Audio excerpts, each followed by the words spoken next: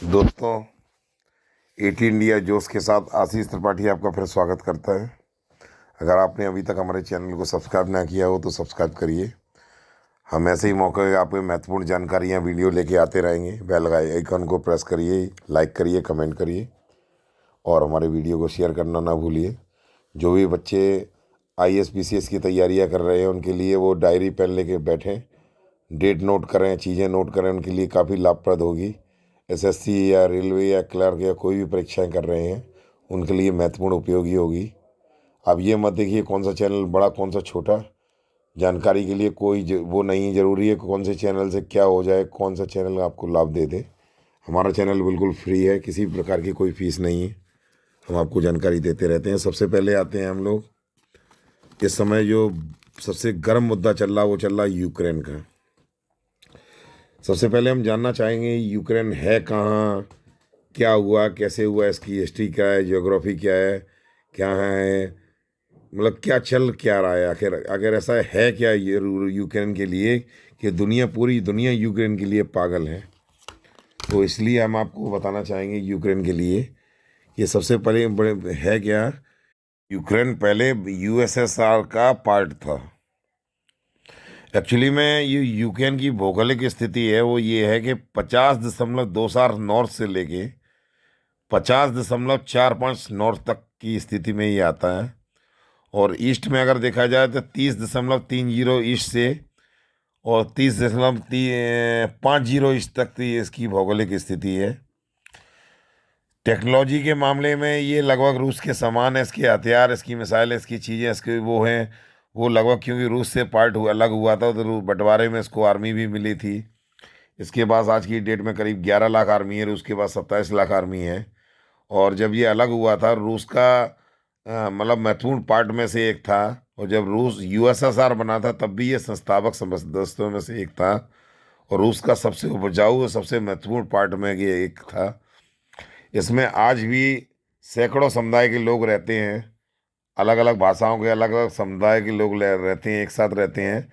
लेकिन कुछ हिस्सों में रूसीकरण हो गया है, मतलब यूक्रेन का रूसीकरण हो गया है, इसीलिए क्रीमिया शहर इससे अलग हो गया है। तो सबसे पहले इसके बारे में हम कुछ समझते हैं बातें। ये यूरोप का एक दूसरा सबसे बड़ा देश है, बहुत ही उपजाऊ है। इसकी 3 तरीके की मिट्टियाँ पाई जाती है, उसके बारे में बाद में हम बताएंगे।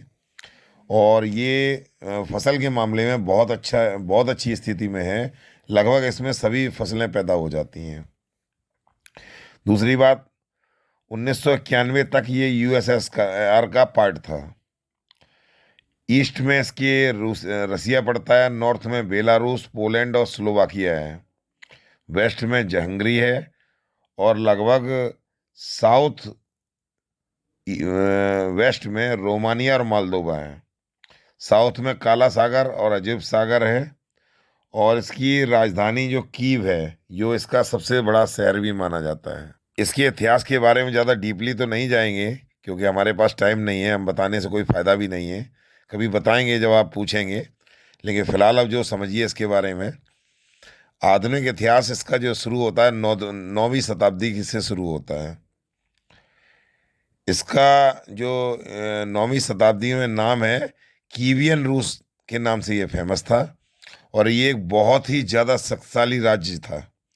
इसका चारों ओर कब्जा था, हंगरी से लेके रशिया से लेके मतलब आसपास के कई कंट्रीज तक इसका कब्जा था और पूरी तरह से ये शक्तिशाली राज्यों में से एक था। 12वीं शताब्दी में महान एक उत्तरी लड़ाई के बाद क्षेत्रीय शक्ति के रूप में ये विभाजित हो गया, कई राज्यों में कई राष्ट्रों में विभाजित हुआ और ये बट गया, इसकी शक्ति काफ़ी कमज़ोर हो गई। 19वीं शताब्दी में इसका एक बहुत बड़ा हिस्सा रूसी साम्राज्य में मिल गया और बाकी का हिस्सा इसका ऑस्ट्रिय हंगरियन नियंत्रण में आ गया, तो ये और भी कमज़ोर हो गया। 1922 में 1922 में यूक्रेन यूएसएसआर के गठन में इसने बहुत ही सक्रियता दिखाई और वहाँ का संस्थापक सदस्यों में से एक था और ये चाहता था यूएसएसआर बहुत बड़ी ताकत के रूप में उभरे। 1945 में यूक्रेन ने एसएसआर जिसे बोलते हैं संयुक्त राष्ट्र संघ, इनका एक संगठन था आपस में, रशियन संगठन था जो रसिया के 15 राष्ट्र थे, सह संस्थापक सदस्य बना। और उसके विघटन के बाद यूएसएसआर जब विघटन हो गया 1991 में, उसके बाद यूक्रेन फिर से स्वतंत्र हो गया। और इसका जो सबसे बड़ा शहर था कीव, जिसकी राजधानी है और काफ़ी विकसित है, और पर्यटन की दृष्टि से भी विश्व में ये यूरोप में 8वां स्थान रखता है। तो इसके सभी भागों में विभिन्न भाषाई, विभिन्न समुदाय, विभिन्न संप्रदाय के लोग पाए जाते हैं। कोई Turkmenistan, Uzbekistan, Kazakhstan, Tajikistan, Uzbekistan, तुर्कियन, रशियन, मंगोलियन, इनके बीच एक सामंजस्य भी है। लेकिन टेक्नोलॉजी के मामले में रसिया से काफ़ी पीछे भी है, लेकिन रसिया के समान भी है। और रसिया अगर ये साथ में रहते तो काफ़ी दुनिया में प्रभाव छोड़ते। इनके बीच क्या कन्फ्लिक्ट हुए, क्या हुआ, ये नाटो और अमेरिका के दो सब अपनी राजनीति करने के चक्कर में से प्रभावहीन किए हुए हैं और रसिया से अलग किए हुए। और रसिया नहीं चाहता कि नाटो के देश रूस की सीमा पे आके अपनी मिसाइलें तैनात करें और रसिया उनके प्रभाव क्षेत्र में आ जाए, इसीलिए रसिया विरोध कर रहा है। इसीलिए रसिया ने काला सागर में भी अपने पूरा बेड़ा, जहाजी बेड़ा उतार दिया है, पूरी तरीके से घेर लिया है। वो कुछ कर नहीं रहा है, लेकिन पूरी तरीके से युद्धाभ्यास में बिजी है। बेलारूस के साथ में भी ये 3 ओर से पूरी तरह घेर लिया है, केवल एक साइड रह गई है जिस ओर में ये अभी तक नहीं गया है, क्योंकि दूसरे देश में इसकी सामंजस्य अच्छा नहीं है। ये एक एकात्मक अर्ध अक्षरी गणतंत्र है। ये राष्ट्रपति का नाम वोलोदिमिर जेलेंस्की है और प्रधानमंत्री का नाम व्लादिमीर समन है। यूक्रेनियाई राष्ट्रीय गणतंत्र 1 नवंबर 1918 में बना और यूक्रेनियाई एसएसआर 30 दिसंबर 1922 को ये उसका सदस्य बना। यूएसआर से ये अलग होना 24 अगस्त 1991 में ये यूएसएसआर से अलग हो गया। अब उसका भाग नहीं रहा, एक स्वतंत्र गणराज्य के रूप में से आपको घोषित कर दिया और अलग पूरी तरीके से इसकी अर्थव्यवस्था, विदेश नीति, रक्षा नीति सभी अलग हो गई। का जो क्षेत्रफल है वो लगभग 6,36,028 वर्ग किलोमीटर है, जो दुनिया में 44वां स्थान रखता है। और लगभग इसकी जो वो है जनसंख्या है 7% जनसंख्या इसमें निवास करती है। और जनसंख्या है इसकी लगभग 4,25,39,39,10 है और विश्व में 32वां स्थान रखता है। इसकी जो मुद्रा है वो रिवानिया है, जिसे हम लोग EHC भी बोलते हैं। इसकी मुद्रा की कीमत है वो $1 के बराबर 28 UAH, यानी ये रिवानिया है।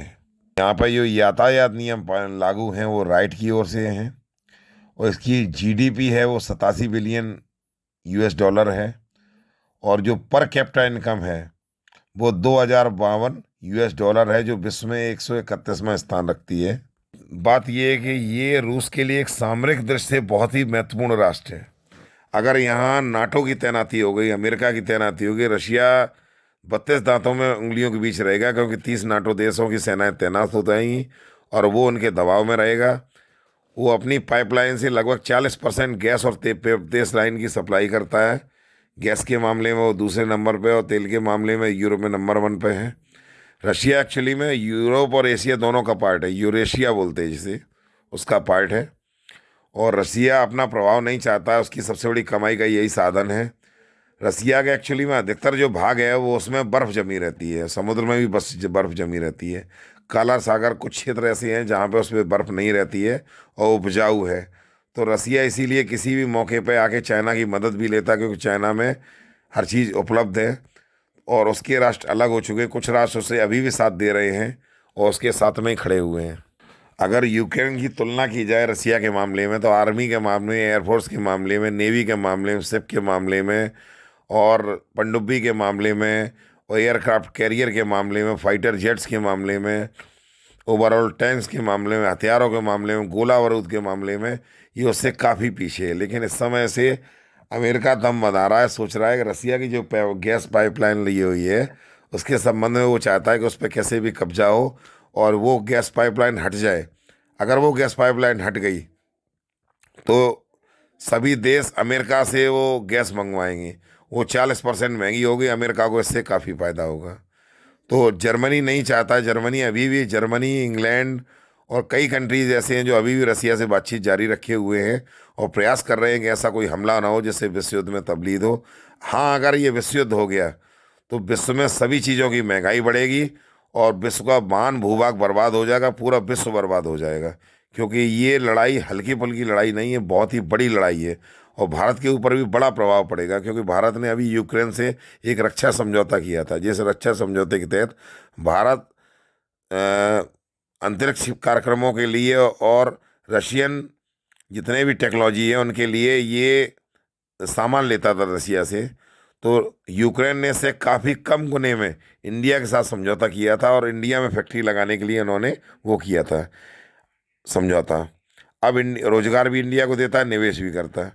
अब ये अगर लड़ाई हो गई तो अब क्या होगा, वो अमेरिका और नाटो और विश्व के देश रशिया पर प्रतिबंध लगाएंगे और उसका S-400 जो है वो भारत खरीद नहीं पाएगा, खरीद लेगा तो भारत पर भी प्रतिबंध लागू हो जाएंगे। उसका काटसा नाम का प्रतिबंध है। तो भारत इससे काफ़ी चिंतित है और भारत ये चाहता है किसी भी तरह से लड़ाई सुलझा ली जाए। रशिया की एक ही शर्त है कि कैसे भी, कुछ कंट्रीज़ हैं, लिथुनिया है और भी कंट्रीज़ हैं, वो कंट्रीज़ और ये विशेषकर यूक्रेन है, ये नाटो में सदस्य में शामिल ना किया जाए और बाकी का उसके क्षेत्र में अमेरिका दखल ना दे, अपना काम करे। देखो क्या होता है, किसकी बुद्धि कहाँ पलटती है, क्या होता है। हम तो यही चाहते हैं भगवान से कि ये युद्ध किसी तरह टल जाए, लोगों की समझ में आ जाए। इंग्लैंड के प्रतिनिधि, जर्मनी के प्रतिनिधि और अलग अलग देशों के प्रतिनिधि रशिया में आके बातचीत जारी कर रहे हैं, किसी भी तरह से युद्ध को टालने का प्रयास कर रहे हैं। सुनने में आया रशिया की कुछ आर्मी वापस हुई है, शायद ये युद्ध टल रहा हो, लेकिन अभी भी यूक्रेन को भरोसा नहीं हो। देखता है कि रशिया ऐसा दावा तो कर रहा है कि युद्ध टल सकता है, लेकिन वो उसे अभी भी भरोसा नहीं है इस बात के लिए कि वो कभी भी हमला कर सकता है। उसने डेट भी बताई कि 16 तारीख के बाद वो हमला कभी भी कर सकता है। और 1000 सैनिक अमेरिका भेज रहा है, क्योंकि जब रशियन आक्रमण होगा तो ये लोग दूसरे देशों की ओर भागेंगे। तो उनको रोकने के लिए शरणार्थियों के लिए ये सेना मंगाई गई है और सब देशों से सेना मांगी गई है। 40,000 सेना तैयार की पोजीशन में है और रसिया पूरी तरीके से सुखोई S-400 सिस्टम उसने लगा दिए पूरी तैयारी के साथ में। अब इसका क्या निर्णय निकलता है ये तो वक्त ही बताएगा, भविष्य के गर्त में छिपा होगा। लेकिन हम ऊपर वाले से यही दुआ करते हैं ये युद्ध कैसे भी टल जाए। आप भी ऐसी दुआ करिए। और यूक्रेन और रसिया की लड़ाई के बारे में हम आपको काफ़ी कुछ और बताएंगे और रसिया के आगे, रसिया यूक्रेन के रक्षा के चीज़ों में और अन्य चीज़ों में आपको समझौता बताएंगे, कहाँ सीमा है, कहाँ विवाद है, किस किस देश से सीमा मिलती है। क्योंकि ये वीडियो ज़्यादा लंबा हो जाएगा, आप बोर हो जाएंगे, आप देख नहीं पाएंगे। और हमें जैसे ही मौका मिलेगा हम वीडियो अपलोड कर लेंगे। तब तक के लिए धन्यवाद। जय हिंद, भारत माता की जय।